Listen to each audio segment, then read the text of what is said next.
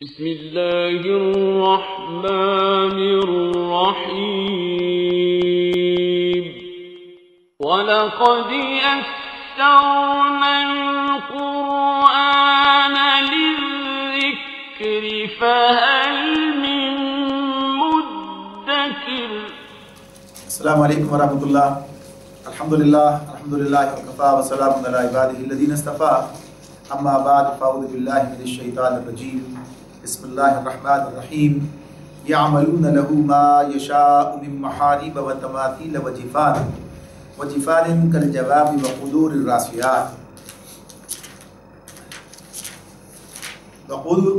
الراسیات اعملوا آل داود شکرا وقلیل من عبادی الشکور۔ سورہ سبا کی آیت 13۔ جنہوں کے سلیمان علیہ السلام کے تابع ہونے کا ذکر پچھلی آیت میں تھا، اب یہاں یہ بتایا جا رہا ہے کہ وہ اس کے لیے بناتے تھے جو کچھ وہ چاہتا، یعنی جو کام کہتے کرنے کا حکم دیتے سلیمان علیہ السلام جنوں کو، تو وہ جن ان کا کام کرتے، تو کہا کہ وہ کرتے تھے، وہ اس کے لیے بناتے تھے جو کچھ وہ چاہتا۔ اب ان کی تفصیل آ رہی ہے۔ من محاریب، اونچی عمارتیں، تصویریں، بڑے بڑے حوض جیسے لگن، اور اپنی جگہ سے نہ ہٹنے والی بھاری دیگیں۔ اے آل داؤد، عمل کرو شکر کے طریقے پر، میرے بندوں میں کم ہی شکر گزار ہیں۔ یہاں پر جو بات بتائی گئی کہ سلیمان علیہ السلام جو کام کروانا چاہتے ان سے، ظاہر ہے کہ جنوں کا معاملہ یہ ہے کہ وہ انسانوں سے زیادہ طاقت رکھتے ہیں کسی کام کے کرنے کی، یعنی انسان اپنی عقل کو استعمال کرتا ہے، ان سے زیادہ بڑے بڑے کام کر سکتا ہے، یہ اپنی جگہ ایک الگ بات ہے، لیکن جسمانی طاقت کے اعتبار سے اور ان کی نقل و حرکت جو ہے ان کی، اس اعتبار سے باتیں ہمارے سامنے ہیں کہ وہ اتنی تیزی کے ساتھ یہ سفر کر سکتے ہیں، ایک جگہ سے دوسری جگہ جا سکتے ہیں اور بھاری کام کر سکتے ہیں کہ جو انسان عام حالات میں وہ بغیر کسی حالات کے نہیں کر سکتا ہے، یعنی ذاتی جسمانی حالت کے یعنی کیفیات کے اعتبار سے۔ تو یہاں پر یہ بات بتائی کہ کیا کیا چیزیں وہ اس کے لیے کرتے ہیں۔ محارب کا لفظ آیا ہے، تو محارب کا ترجمہ یہاں تو اونچی عمارتیں کیا گیا ہے، ویسے تو محارب کہتے ہیں اسی سے یہ آپ کا مساجد کے اندر جو محراب بنائی جاتی ہے وہ بھی اسی سے محارب، یعنی کسی عمارت کا بلند ترین یعنی واضح ترین حصہ، یعنی یہ اس اعتبار سے تو گویا کہ یہ کسے مراد دیے کہ اونچی عمارتیں یعنی ایسا حصہ بناتے، تو یہ اس سے مراد ہے کہ ان کے لیے خصوصی عمارتیں تعمیر کرتے۔ اور تماثیل کا لفظ آیا ہے، یہ چیز جو ہے زیادہ وضاحت طلب ہے۔ تماثیل کا جو لفظ اس کے اندر آیا ہے یہ تمثال کی جمع ہے، اور تمثال عربی میں ہر اس چیز کو کہتے ہیں جو کسی قدرتی شے کے مشابہ بنائی جائے، مثل اس کے مثل بنائی جائے۔ تماثیل اسی لیے مثل سے کہ اس کے مثل بنائی جائے، اس جیسی بنائی جائے۔ اب قدرتی چیز کی بات ہو رہی ہے، قدرتی چیز اس میں انسان بھی ہو سکتے ہیں، اس میں درخت بھی ہو سکتے ہیں، اس میں کوئی پھول، کوئی دریا، کوئی یعنی کوئی مناظر، یہ پہاڑ، یہ بھی ہو سکتے ہیں کہ ہر دوسری ایسی چیز جو کہ جاندار ہو یا بے جان، لیکن بات یہ ہے کہ قدرتی شے اس کے مطابق اس کے مماثل بنائی جائے۔ اچھا، اس کے بارے میں بڑی تفصیل کے ساتھ اس میں تفہیم کے اندر اس بات کو لکھا گیا، اس پر گفتگو ہوئی ہے، اس لیے کہ اس سے بعض لوگوں نے تصویریں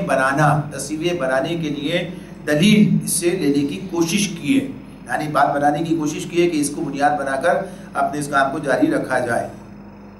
تو یہاں پر پہلی بات تو یہ کہ تماثیل کا مطلب صرف جاندار کی تصویر نہیں ہے، تماثیل کا مطلب تو اس معاملے میں یہ وضاحت ہے کہ لسان العرب میں جو اس کی تمثال کی تشریح کی گئی کہ تمثال نام ہے ہر اس مصنوعی چیز کا جو اللہ کی بنائی ہوئی چیز کے مانند بنائی جائے، اور اسی کے ساتھ پھر تفسیر کشاف نے لکھا کہ تمثال ہر اس تصویر کو کہتے ہیں جو کسی دوسری چیز کی صورت کے مماثل بنائی گئی ہو، خواہ وہ جاندار ہو یا بے جان، یعنی جاندار بے جان سے بات اتنی ہے کہ یہ چیز کیا ہے کہ قدرتی چیز جو ہے اس کے مطابق اس کے حوالے سے بات ہو رہی ہے۔ لہذا پھر کہا ہی جائے گا کہ یہ جو بات کہ اس میں آ رہی ہے تماثیل کا جو لفظ آیا ہے کہ اس کے لیے تصویریں بناتے، تو اس کا یہ مطلب یہ نہیں ہوگا صرف یعنی کہ وہ جاندار کی تصویر، انسانوں کی تصویر بناتے، یعنی یہ بات اس کا مطلب نہیں ہوگا، تصویر کوئی بھی ہو سکتی ہے۔ یہاں بات ہے کہ تماثیل بنانے کی بات ہے، تو یہ جو بات چلی ہے کہ وہ جانداروں کی بناتے تھے تصویریں ان کے لیے. تو اس کی بات اس اعتبار سے ہے کہ بعض مفسرین نے اس کو اس طرح لکھا ہے، اور وہ بنی اسرائیل کی روایات کی بنیاد پر لکھا ہے کہ سلیمان علیہ السلام نے انبیاء ملائکہ کی تصویریں بنا رکھی تھیں، وہ بنائی ہوئی تھیں. تو یہ جو چیز اس میں ہمارے سامنے آتی ہے، اور اس کی بنیاد پر پھر بات اور آگے بڑھائی جاتی ہے اور کہا جاتا ہے کہ اس حوالے سے کہ ان کی شریعت میں، یعنی یہ جو تصویر بنانا حرام ہے، ممنوع ہے، یہ اس شریعت میں جو نبی اکرم صلی اللہ علیہ وسلم کو عطا کی گئی ہے، اور وہ جو شریعت تھی اس کے اندر اس کی ممانعت نہیں تھی. تو یہ بات اپنی جگہ پر ہے کہ اس وقت بھی یہ ممانعت تھی موجود، اس وقت بھی معاملہ اسی طرح سے تھا کہ ایسی تصاویر جو بنانا ممنوع تھا. اور اس کے بارے میں عرض کیا میں نے کہ تفہیم القرآن میں کئی روایات انہوں نے توریت کی جمع کر دی ہیں کہ جس میں یہ بات بتائی گئی ہے کہ توریت کی تعلیمات میں بھی یہ بات اب بھی یعنی اس وقت ہی موجود ہے کہ کوئی ایسی مورت بنانا، کوئی تصویر بنانا، کوئی مجسمہ بنانا انسانی شکل و صورت کا اس اعتبار سے اس کی ممانعت ہے. جاندار کی تصویر بنانے کی ممانعت وہاں بھی ہے. لہذا کسی نبی کے بارے میں یہ بات سوچنا کہ وہ کوئی ایسا کام کرے جس کی ممانعت ہو، اور اگلی شریعت کے اندر ہی صحیح اگر یہ بات بھی سوچی جائے کہ بہرحال وہ چیز ایسی نہیں ہے کہ جس کو اس شریعت نے ممنوع کیا ہے تو کسی بنیاد پر ممنوع کیا ہے، حرام کیا ہے اس معاملے میں. اور اس درجے تک بات گئی ہے جو حدیث کے اندر جو بات ہمارے سامنے آتی ہے کہ شدید قسم کی سزا کا جو ہے اس کی نوید سنائی گئی ہے اس شخص کو جو یہ کام کرے. تو اس میں بنی اسرائیل کی روایات کا معاملہ یہ ہے کہ ان کی روایات پر بالکل اعتماد نہیں کیا جا سکتا، خاص طور پر سلیمان علیہ السلام کے اور داؤد علیہ السلام کے معاملے میں، اس لیے کہ ان میں ایک گروہ ایسا رہا ہے کہ جو ان کا شدید قسم کا مخالف رہا ہے. یعنی جسے بنی اسرائیل کا ایک گروہ ایسا ہے جسے سلیمان علیہ السلام سے خاص طور پر عداوت تھی، اور اس نے ان کے بارے میں بڑی ایسی باتیں جن کا تصور نہیں کیا جا سکتا، جنہیں بیان نہیں کیا جا سکتا، وہ جو ہے ان کے بارے میں کہیں یہاں تک کہ شرک تک کا الزام ان کے اوپر انہوں نے لگایا. تو ایسے لوگوں کی بات کیسے مانی جا سکتی ہے؟ یعنی یہ بات کسی حدیث میں نہیں ہے، قرآن کے اندر نہیں ہے. قرآن جو بات بیان کرتا ہے تماثیل کا لفظ بیان کرتا ہے، بس اس اعتبار سے بات ہے، باقی کوئی ایسی چیز جو ہے ہمارے سامنے نہیں آتی. تو جن لوگوں نے اس سے دلیل کے ایک نبی نے جب یہ کام کیا ہے، یہ کام غلط کیسے ہو سکتا ہے، یعنی اس طرف گئے ہیں. اور اس کے لیے پھر وہی معاملہ بنتا ہے جب لوگ قرآن کو صرف اس سے رہنمائی لینے کی بات کریں، حالانکہ وہ رہنمائی لینا نہیں چاہتے اور حدیث کو نظر انداز کر دیں.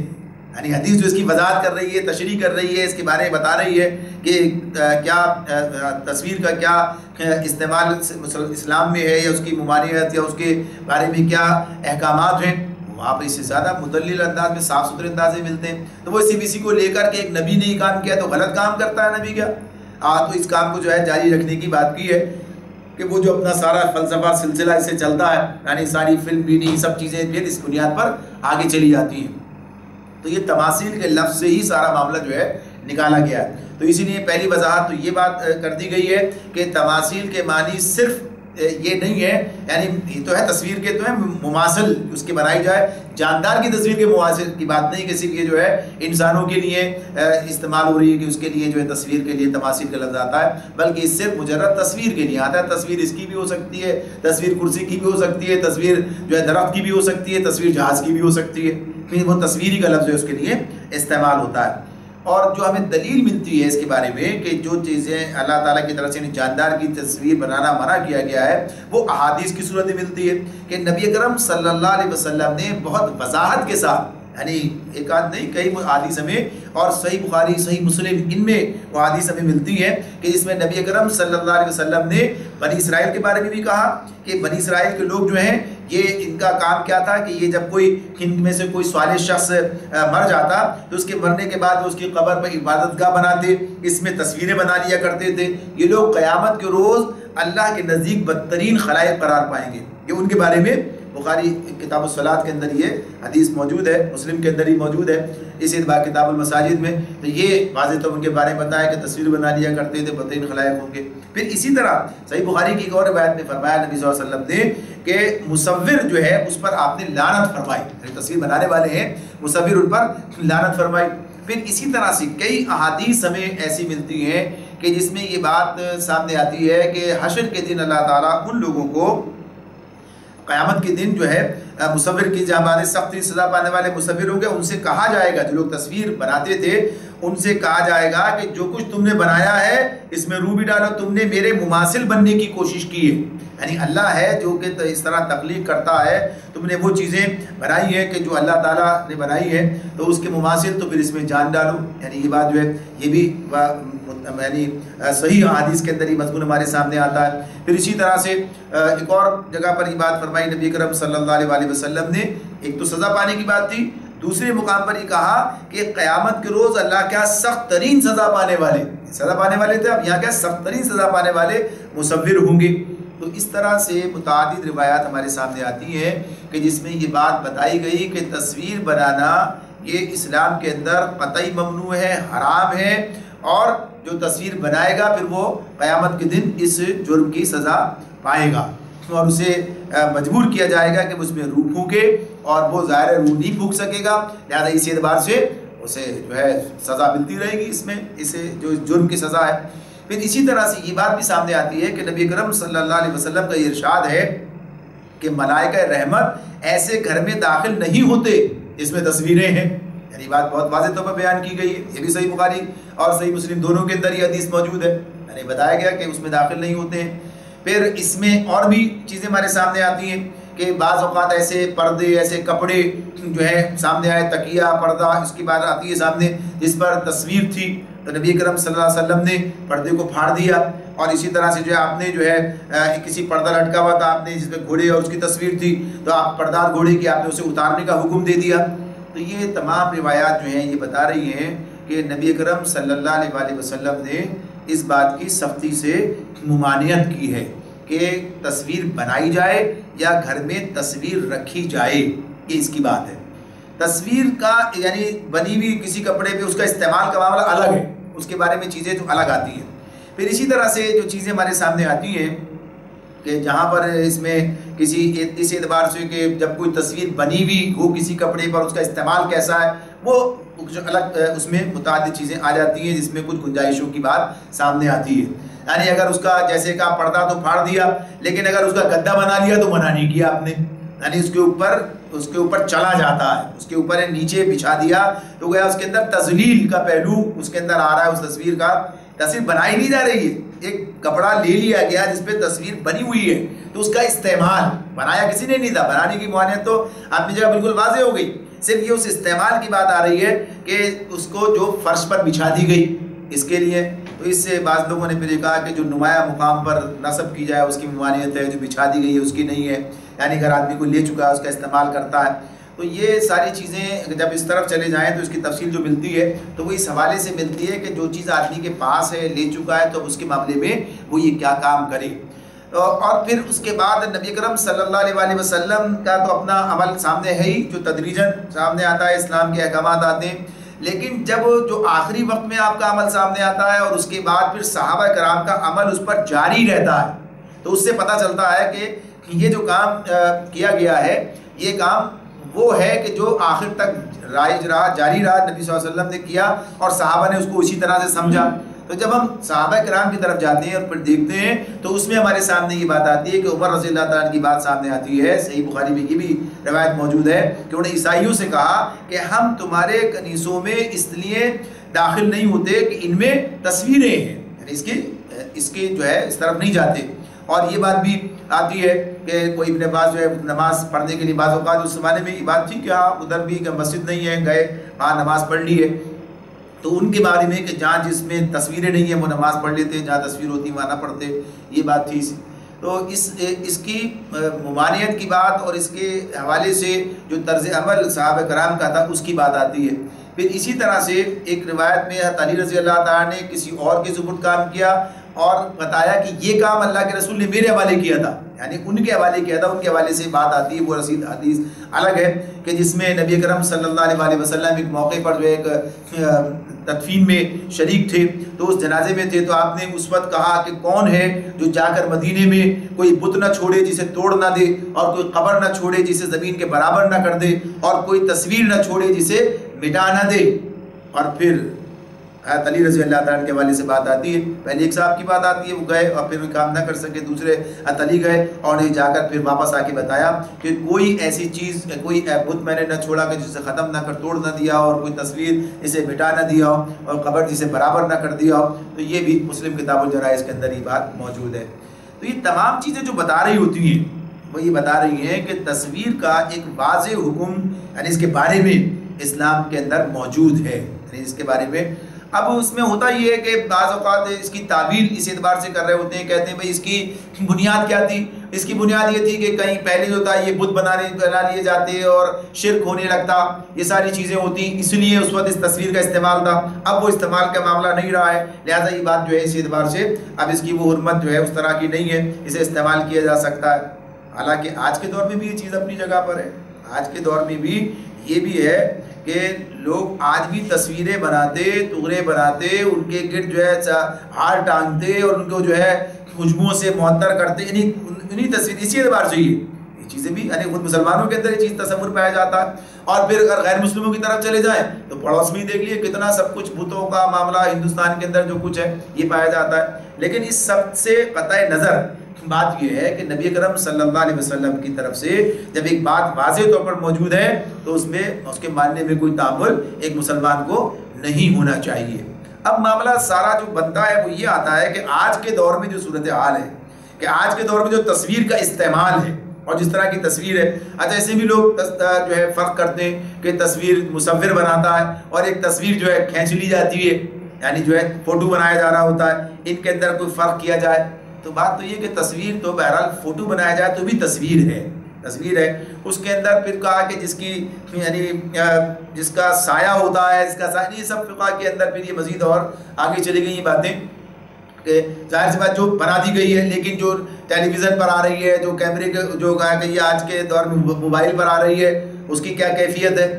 تو یہ بات اپنی جگہ ہے کہ صورتحال اس میں کچھ مختلف ہو سکتی ہے اور کچھ علماء نے اس پر اجتہاد کیا ہے، بات کی ہے کہ آج کے دور میں جو حالات ہیں اور جو چیزیں ہیں اور جس کے استعمالات ہیں، بعض جگہ تو وہی آپ کو تصویری چاہیے ہوتی ہے. یعنی اگر کہیں پاسپورٹ کے لیے تصویر چاہیے، شناختی کارڈ کے لیے تصویر چاہیے، فلاں کے لیے تصویر کا دینی پڑتی ہے، دینی ہوتی ہے. یعنی ایک تو وہ کھینچ کے اس پر اسکین کریں کہ یہ بنا کر دی جا رہی ہوتی ہے اور وہ تصویر کی صورت میں جیب میں موجود ہوتا ہے، شناختی کارڈ موجود ہے، نوٹ موجود ہے، فلاں چیزیں موجود ہیں، یہ سب چیزیں ہیں. لیکن یہ سارے معاملات یہ اس اعتبار سے ہیں کہ وقت اور حالات کے اعتبار سے یہ چیزیں ان پر اگر یہ اسلامی ریاستوں کا سارا کام اور اس پر علماء کا ان کے ساتھ مشاورت کے بعد اس کا کوئی حل نکالا جاتا تو نکل سکتا تھا یعنی اس کے معاملات میں. لیکن اس کی کوششیں اس بنیاد پر نہیں ہوئی ہیں کہ جب یہ زمان کام شروع ہوا ہے وہ زمانہ وہ ہے کہ جب علماء کی گرفت جو ہے وہ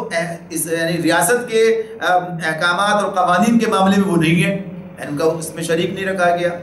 لیکن اس کے بعد بھی جو اس کے بعد والی چیز آتی ہے وہ یہ ہے کہ آج تو ہم دیکھتے ہیں کہ اس کا بڑا استعمال ہے، یہ ہمارے پاس استعمال ہو رہا ہے اور دیگر لوگ جو اسے استعمال کر رہے ہیں. تو اس کی بات اس اعتبار سے آ گئی کہ آج کے اس دور کے اندر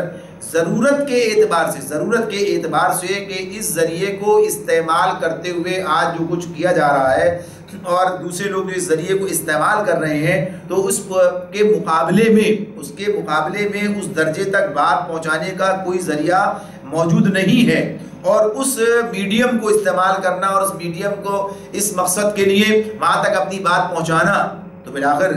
اب اس وقت تقریباً علماء نے اس بات کو جو ہے قبول کر لیا ہے کہ اس میڈیم کو یعنی جو آپ کا یہ جو تشہیر کا اور اس کا ذریعہ ہے کہ اس کے ذریعے سے چاہے اس کا تعلق آپ الیکٹرانک میڈیا سے اور دیگر ان چیزوں سے ہے تو یہ کام کرنے کی بات گنجائش کے طور پر دی گئی ہے کہ یہ مقصد ہے، ضرورت ہے، مجبوری ہے کہ اس سطح پر آپ اپنی بات پیش کر سکیں، آپ کی بات بھی مد مقابل موجود ہو، دین کی بات اس کا وضاحت اس کا جواب موجود ہو وہاں پر اور لوگ کر سکیں. تو اس اعتبار سے یہ بات وقت اور حالات کے تحت یہ. لیکن اس کا مطلب اب بھی یہ نہیں ہے کہ اس کا غیر ضروری استعمال ایسا کیا جائے کہ انسان اسے اپنی تفریح کے لیے، تفریح طبع کے لیے، اپنے اظہار کے لیے، اپنے گویا کہیے کہ اس کو اس طرح سے اپنے آپ کو پیش کرنے کے ان سب کے لیے. تو بہرحال معاملہ یہی ہے کہ جب تصویر کی ممانعت ہے تو ممانعت ہے اور ہمیں اسے دل سے قبول کرنا چاہیے، الا یہ کہ ہم جہاں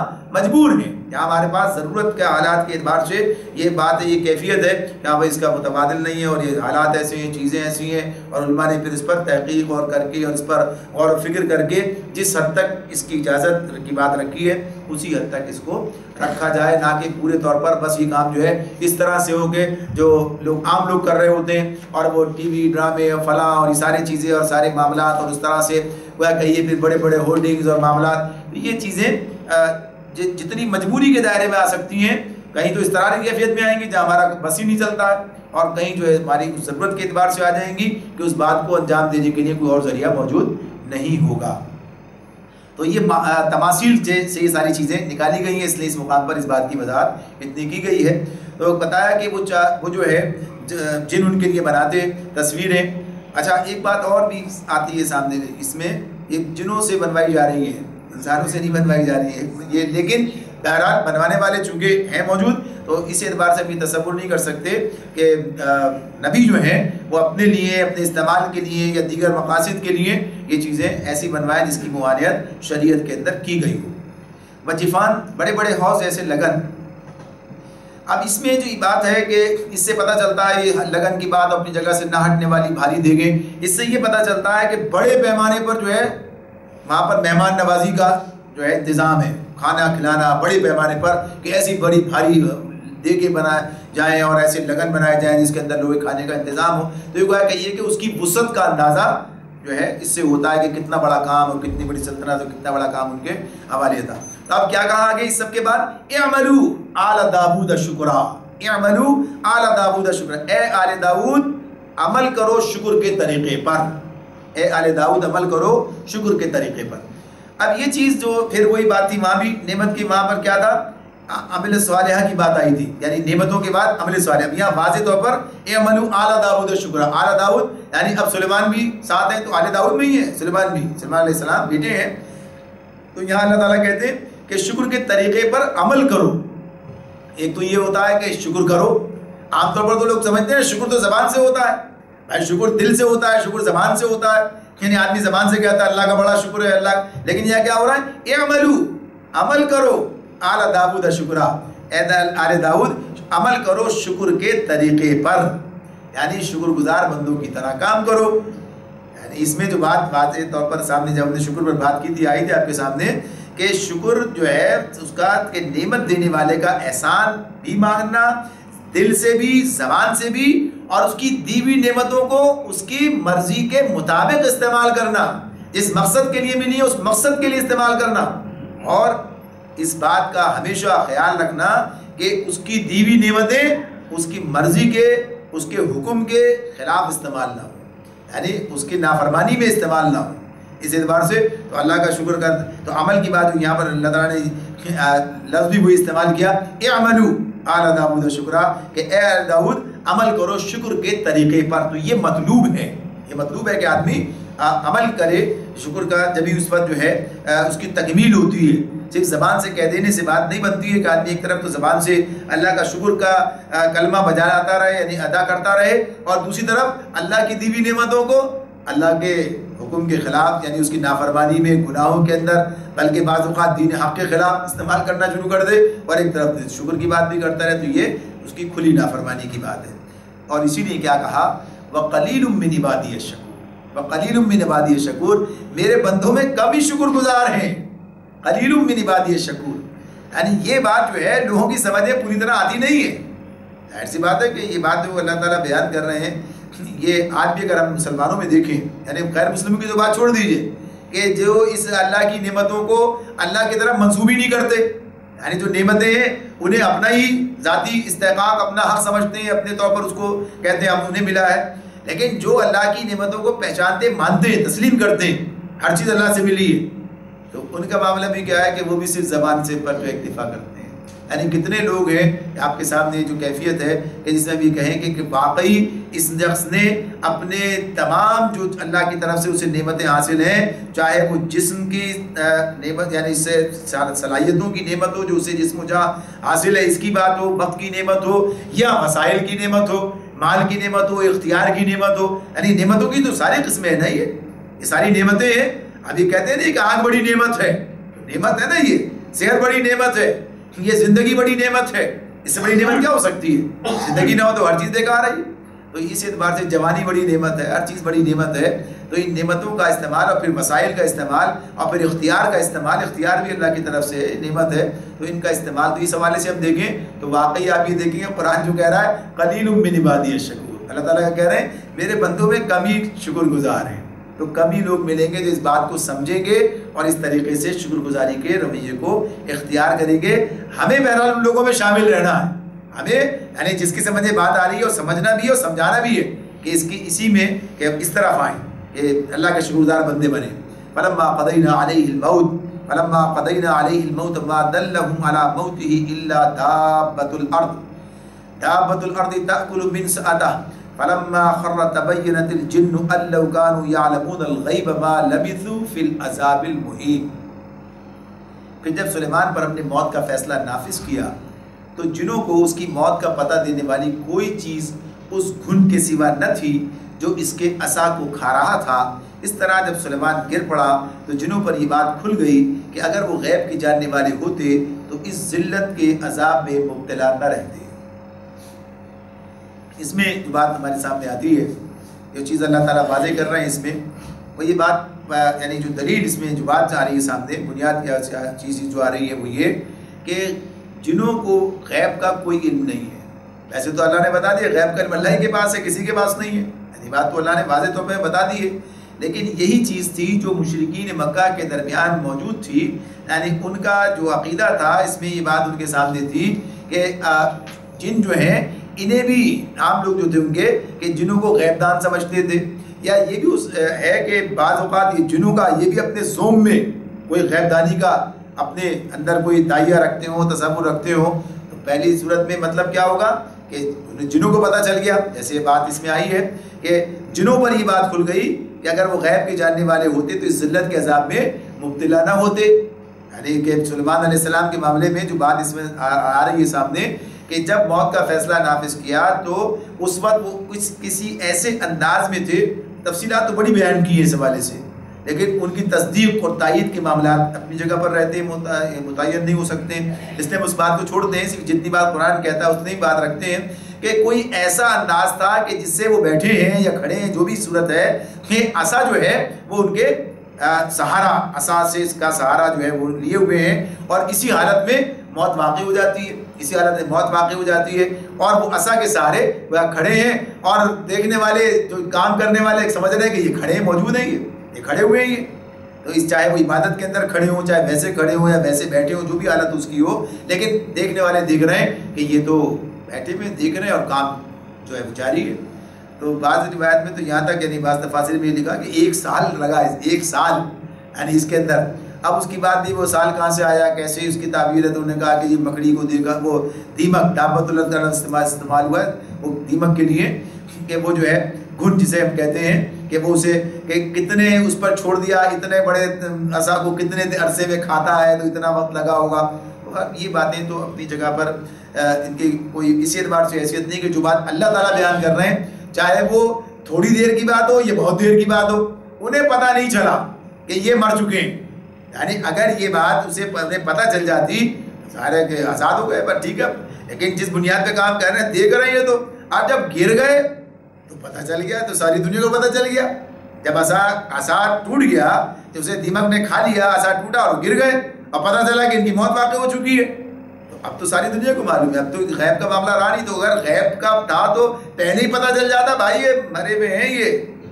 یعنی یہ بات جو ہے, تو اب اس سے کیا چیز بتائی جا رہی ہے, دلیل کیا دی جا رہی ہے, یعنی وہی مشرکین. اور آج بھی اگر کوئی یہ بات سمجھتا ہے, یعنی جنوں کے معاملے جن بتا دیتے ہیں, کاہن بتاتے ہیں, فلاں یہ کام کرتے ہیں, فلاں یہ کرتے ہیں, تو یہ بہرحال یہ بات اس اعتبار سے نہیں ہے کہ انہیں کوئی غیب کا علم ہو. یہاں اس کے بارے میں کہا ہے, اللہ نے بتایا کہ جو شیاطین جن ہوتے ہیں یہ کچھ کہیں سے لے کر اڑتے اور یہ کرتے, اور کوئی بات کانوں میں پھونکتے, کوئی اس طرح کرتے, یہ سارے اس طرح کی باتیں کر رہے ہوتے ہیں, لیکن اس کا غیب سے کوئی تعلق نہیں ہے, غیب کا علم ان کے پاس ہے. تو یہ اب اس میں اب یہاں پر پھر وہ بات آ جاتی ہے دوبارہ کہ یہ جو بات کہی ہے کہ جنوں پر یہ بات کھل گئی. تو اب یہ کون سے جن ہیں بھائی جو غیب کا دعویٰ کرتے ہیں؟ اگر جو اس تفسیر کو جو پہلے گزری اس میں بات آئی تھی کہ بعض لوگ اسے کہتے ہیں کہ نہیں صاحب وہ تو دیہاتی لوگ تھے اور یہ معاملہ اس اعتبار سے تھا اور اس بات اس اعتبار سے تھی تو اور اس لیے جو ہے یہ ان کے بارے میں بات ہے. تو کسی ایسے دیہاتی کو غیب دانی کا دعویٰ نہیں. جنوں کے بارے میں یہ لوگوں کا تصور ہے یا خود ان کا اپنا معاملہ اس اعتبار سے ہے. تو اس میں یہ بات واضح طور پر ہے کہ اللہ تعالیٰ نے یہ بات بتا دی ہے کہ غیب کا علم اللہ کے پاس ہے اور جنوں کو بھی ان کے تابع کیا, تابع رہے اور اللہ کے تابع اصل اور اللہ تعالیٰ کے حکم کی بنیاد پر وہ ان کے تابع رہے اور علم ان کے پاس نہیں تھا ورنہ وہ ان کی غلامی میں اس طرح کام نہ کرتے رہتے اتنے عرصے تک. اس سے یہ بات جو ہے بتائی گئی ہے. اس کے بعد اللہ رب العالمین دوسری مثال ہمارے سامنے رکھتے ہیں. ایک طرف تو ابھی دو مثالیں تھیں داؤد علیہ السلام کی اور سلیمان علیہ السلام کی کہ اللہ تعالیٰ کی نعمتیں انہیں حاصل تھیں اور کیا عروج اللہ نے انہیں عطا کیا. اب ایک قوم کی مثال دے کر بتایا جا رہا ہے کہ دیکھو جب لوگ نافرمانی کرتے ہیں تو کیا. اب قوم سبا کی بات آ رہی ہے. لقد كان لسبأ في مسكنهم آية جنتان عن يمين وشمال كلوا من رزق ربكم واشكروا له بلدة طيبة ورب غفور. سبا کے لیے ان کے اپنے مسکن ہی میں ایک نشانی موجود تھی. دو باغ دائیں طرف اور دو باغ بائیں طرف. جنات عن یمین و شمال. کھاؤ اپنے رب کا دیا ہوا رزق اور شکر بجا لاؤ اس کا. ملک ہے عمدہ و پاکیزہ اور پروردگار ہے بخشش فرمانے والا. یہ سبا کا ذکر اللہ تعالیٰ نے اس مقام پر شروع کیا ہے. اب اس میں جو چیز یہاں پر سامنے آ رہی ہے کہ پہلے ان کی بات آئی یعنی جیسے سلیمان علیہ السلام کی بات اتنی بڑی سلطنت اس کے بعد بھی کیا ہوا موت واقع ہو گئی یعنی ہونا ہی ہے. اور اس کے بعد پھر یہ بات کہ پھر آگے چل کر یہ موت کا واقع ہونا اور پھر اگلے مرحلے کی طرف جانا. تو اس کے لیے بھی اس میں بھی یہ بات بتائی جا رہی ہے کہ دیکھو اللہ تعالیٰ کا جو نظام ہے اس میں انہوں نے یہ رویہ اختیار کیا کس طریقے سے اللہ تعالیٰ ان کو نعمتوں سے نوازا کیا معاملات لیکن بالآخر وہ بھی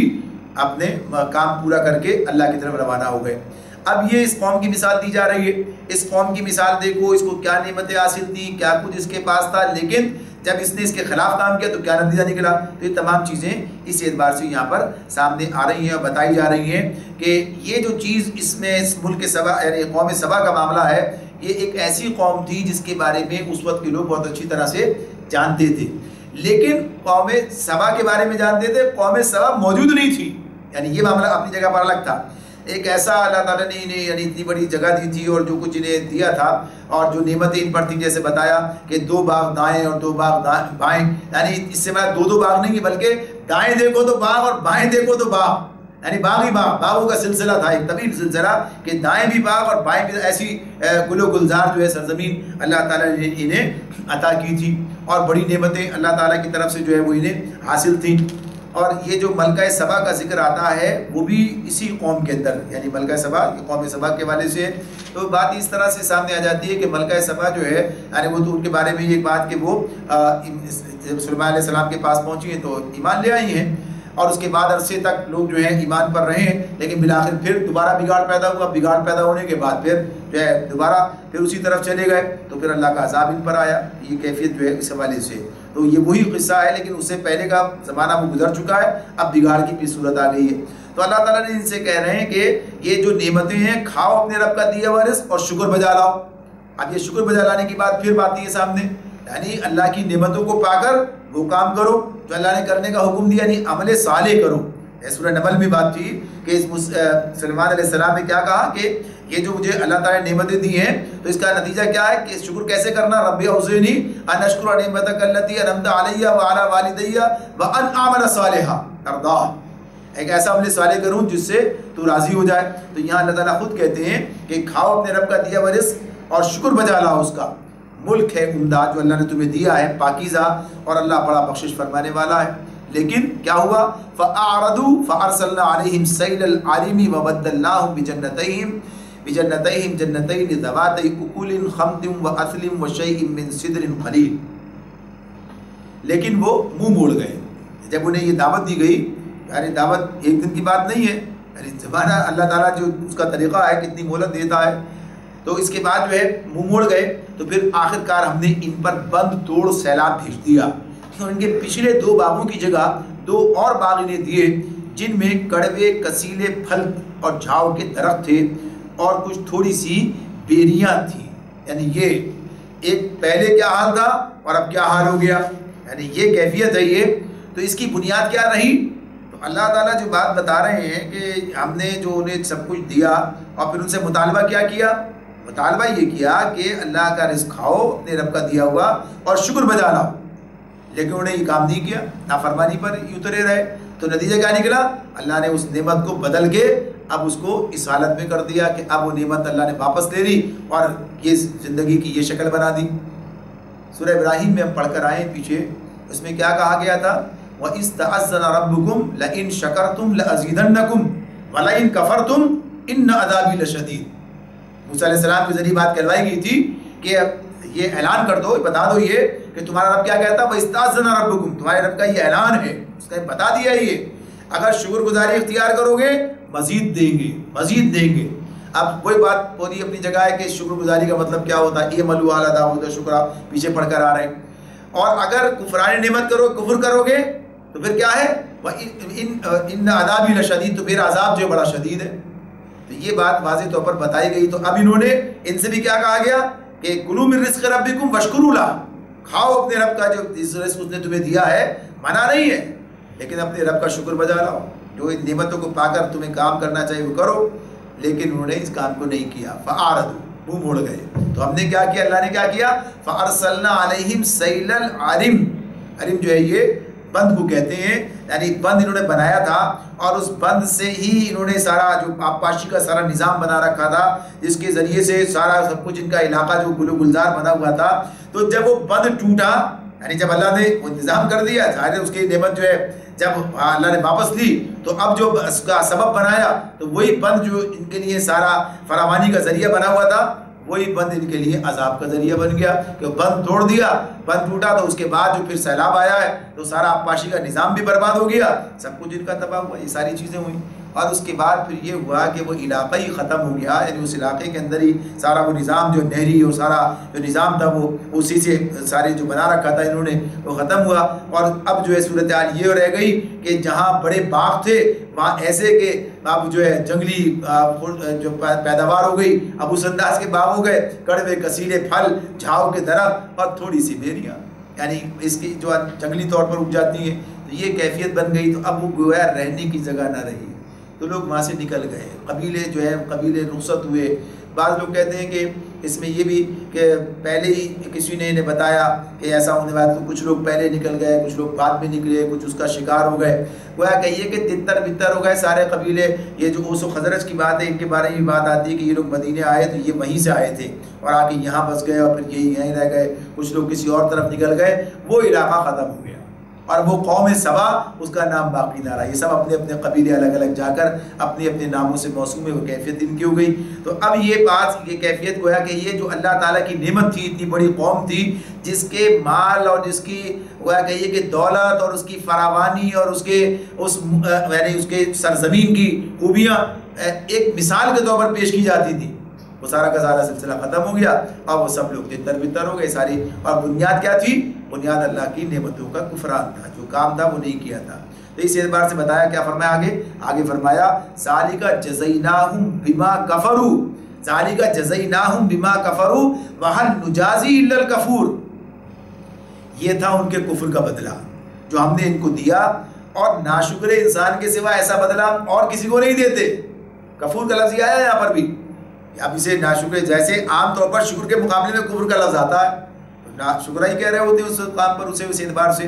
لیکن اللہ تعالیٰ یہ بات ہے کہ کفر اور شکر کا لفظ آمنے سامنے استعمال کر رہے ہوتے ہیں۔ تو یہاں پر کیا کہا کہ ذالک جزیناہم بما کفروا، یہ ان کے کفر کا بدلہ تھا، اور پھر اس کے بعد وہل نجازی الا الکفور، یہ بدلہ آپ کسی اور کو نہیں دیتے ناشکر انسان کے سوا۔ یعنی یہ ہے بات، یہ جب آدمی اللہ کی نعمتیں پائے اور ان کو پانے کے بعد پھر وہ کام نہ کرے جو اللہ نے اس کے حوالے کیا ہے، ان نعمتوں کی قدر نہ کرے اور پھر اس اعتبار سے اپنی ذمہ داریاں ادا نہ کرے، تو پھر اللہ کا عذاب، اس کی پکڑ جو ہے وہ آ جاتی ہے۔ اس اعتبار سے آگے فرمایا وجعلنا بینہم وبین القری التی بارکنا فیہا قرى ظاہرۃ وقدرنا فیہا السیر سیروا فیہا لیالی وایاما آمنین، اور ہم نے ان کے ان بستیوں کے درمیان جن کو ہم نے برکت عطا کی تھی نمایاں بستیاں بسا دی تھیں، اور ان میں سفر کی مسافتیں ایک اندازے پر رکھ دی تھیں، چلو پھرو ان راستوں میں رات دن پورے امن کے ساتھ۔ یہ جو بات ہے کہ ان بستیوں کے درمیان جن کو ہم نے برکت عطا کی تھی، اس سے مراد کیا ہے؟ اس سے مراد جو ہے فلسطین، شام و فلسطین کا علاقہ، اس کے لیے عام طور پر یہ لفظ جو ہے بات استعمال ہوتا ہے، برکت والی بستیاں۔ اور نمایاں بستیوں سے مراد کیا ہے؟ یعنی شاہراہ عام پر جو ہے بستیاں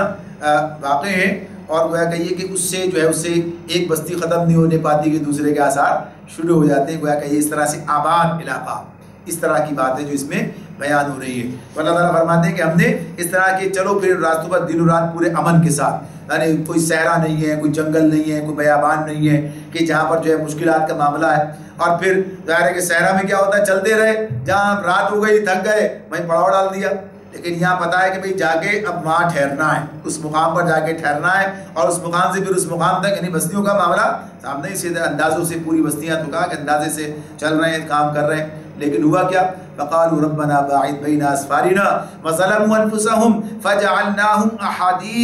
احاديث ومزقناهم كل ممزق ان في ذلك لآیات لكل صبار شکور۔ مگر ہوا یہ کہ انہوں نے کہا کہ اے ہمارے رب، ہمارے سفر کی مسافتیں لمبی کر دیں۔ انہوں نے اپنے اوپر آپ ظلم کیا، آخرکار ہم نے انہیں افسانہ بنا کر رکھ دیا اور انہیں بالکل تتر بتر کر دیا۔ یقیناً اس میں نشانیاں ہیں ہر اس شخص کے لیے جو بڑا صابر و شاکر ہو، جو بڑا صابر و شاکر ہو۔ تو اس معاملے میں یہ بات کہ مزید ان کے جرم کی بات جو ہے بتائی اللہ تعالیٰ نے کہ یہ جو نعمت تھی، نعمت کو نعمت نہیں سمجھا، یہ بھی ایک بڑا مسئلہ ہے کہ جو لوگ نعمت کو نعمت نہ سمجھے، اسے زحمت سمجھنے لگے، تو اس سے بڑا پھر بد نصیب کون ہوگا کہ جو نعمت کو نعمت نہ سمجھے۔ تو اس اعتبار سے بات ہے یہ، تو یہ چاہتے تھے، انہوں نے کہا کہ بھئی یہ جو ہے اس میں جو ہے یہ بستیاں جو قریب قریب ہیں انہیں بری لگ رہی تھیں، تو اس میں یہ بھی کہا جاتا ہے کہ ضروری نہیں کہ زبان سے کہ اپنے عمل سے بھی لوگ یہ ثابت کرتے ہیں، عمل سے بھی، اور یہ بھی کہا ہے، اس میں بات ہوتی ہے کہ جب آبادی زیادہ ہے، جگہ جگہ آباد ہے سارا یہ، تو اب پسند نہیں آ رہا ہے کہ آبادی بڑھ رہی ہے، اب لوگ اس کو جو ہے زحمت سمجھ رہے ہیں، یعنی کسی قوم میں افرادی قوت کا اضافہ ہونا، افرادی قوت ایک بڑی دولت ہے، یہ جب ختم ہو جاتی ہے تب پتہ چلتا ہے کہ یہ تو کام، اس کے بغیر تو کام ہی نہیں ہو سکتا، یعنی اور جو قوم جو ہے اپنی افرادی قوت سے نالا ہو جائے اور چاہے کہ کم ہو جائے گی، ظاہر اللہ کی نعمت کا کفران ہے یہ بات جو ہے اس اعتبار سے تو فرما دیا اس میں کہ انہوں نے اپنے اوپر آپ ظلم کیا۔ تو جن لوگوں نے یہ کام کرتے ہیں، اللہ کی نعمتوں کو پہچانتے نہیں ہیں اور ان نعمتوں کا کفران کرتے ہیں، یعنی ان نعمتوں کو نعمت ہی نہیں سمجھتے، زحمت سمجھتے رکھتے ہیں، تو پھر اس کا نتیجہ ان کے خلاف ہی نکلتا ہے۔ تو انہیں اپنے اوپر آپ ظلم کیا، آخرکار ہم نے انہیں افسانہ بنا کر رکھ دیا، یعنی کسی اعتبار سے اب کا قصہ کہانی ہے ان کا، اور کچھ نہیں، وہ موجود نہیں ہے، انہیں بالکل تتر بتر کر ڈالا، یعنی یہ اب جیسے پہلے عرض کیا تھا کہ یہ ساری ادھر ادھر بس جا کر بس گئے، ختم ہو گیا معاملہ، وہ قوم کے طور پر باقی نہ رہے، یہ کیفیت ان کی ہوئی۔ ان فی ذلک لآیات، اس میں بڑی نشانیاں ہیں، اس میں نشانیاں ہیں، کس کے لیے؟ لکل صبار، ہر اس شخص کے لیے جو بڑا صابر، صبار، صبر نہیں، صابر نہیں، صبار، ایک تو صبر ہوتا ہے، صابر ہوتا ہے، ایک صبار ہوتا ہے، بڑا صابر، بڑا صابر، اور شکور، بڑا شکر کرنے والا۔ تو جو صابر اور شاکر کا معاملہ اسی اعتبار سے ہے کہ جو ظاہر سی بات ہے کہ یہاں پر جو اپنے رب کو پہچانتا ہے، اپنے راستے پر چلتا ہے اور اپنے رب کی نعمتوں کو اس کا ادراک اسے ہوتا ہے، علم اس کے پاس ہوتا ہے، تو پھر وہ ان چیزوں سے سبق سیکھتا ہے، وہ ان چیزوں سے عبرت پکڑتا ہے، وہ اپنے معاملات کو درست کر دیتا ہے۔ تو یہ جو قوم گویا کہیے کہ اس اعتبار سے یہ ایک ایسی اس کی یعنی جسے کہتے ہیں نا کہ جو ہے ایک ضرب المثل بن گئی اس کی پراگندگی، یعنی اس معاملے میں کہ اب ایک مثال کے طور پر کہا جانے لگا عرب میں، ایسا منتشر ہوا گویا سبا کی قوم کی طرح، یعنی ایسا، تو ایک مثال بن کر رہ گئی۔ تو اب اسی میں یہ بات بتا دی کہ جو اللہ کی نعمتوں کو پا کر شکر کرتے ہیں، اس کی نعمتوں کو پا کر آپے سے باہر نہیں ہو جاتے، اپنے آپ کو قابو میں رکھتے ہیں، صابر شاکر رہتے ہیں، وہ اس سے فائدہ اٹھاتے ہیں۔ تو اس سے آپ کو سبق میں اس حوالے سے یہ بات ہے کہ اللہ کی نعمتوں کو پہچانا جائے، ان کی قدر کی جائے اور ان پر شکر گزاری کا رویہ اختیار کیا جائے۔ اللہ تعالیٰ سمجھنے اور عمل کرنے کی توفیق عطا فرمائے۔ آخر دعوانا ان الحمد للہ رب العالمین۔